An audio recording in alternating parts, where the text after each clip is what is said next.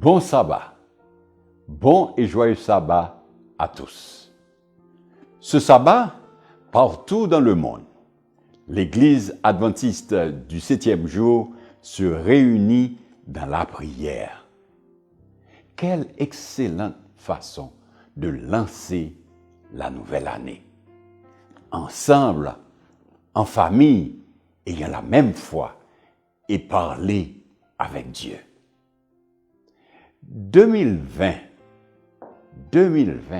nous avons dit au revoir à 2020. Une année qui pour vous a été certainement étrange et pleine de défis. Pour moi, pour ma famille et pour notre Église, il en était ainsi, pleine de défis.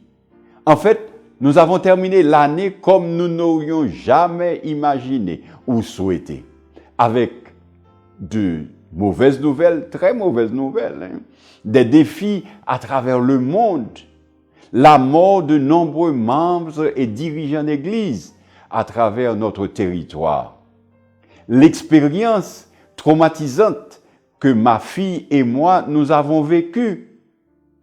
Peu après, le décès de ma belle-mère. Et si cela n'était pas suffisant, le dernier jour de l'année, le décès de notre collègue en service, le pasteur Erwin Gonzalez. Que de défis! Quelle épreuve difficile! Et en même temps, quelle opportunité nous avons eue pour être plus proches de Dieu. C'est ce que nous avons accompli à la fin de 2020 et au début de 2021. Et je voudrais profiter de la circonstance pour exprimer ma sincère gratitude pour vos prières en mon nom, pour ma famille, pour la famille adventiste à travers l'Interamérique, et pour avoir exercé un ministère sans cesse, sans s'arrêter dans la communauté avec l'amour de notre Sauveur Jésus-Christ. Alors que nous clôturons nos 10 jours de prière aujourd'hui, nous ne sommes pas sur le point d'arrêter de prier, tout au contraire.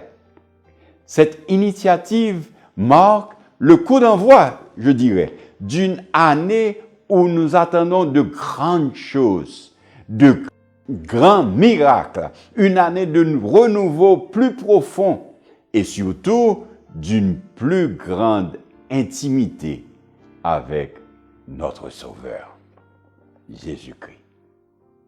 Alors que les gens regardent avec crainte cette nouvelle année, pensant qu'elle peut être plus difficile que la précédente, je vous invite à la voir comme une année d'occasion encore plus grande de se rapprocher de Jésus. Une année avec plus d'occasions d'aider les autres.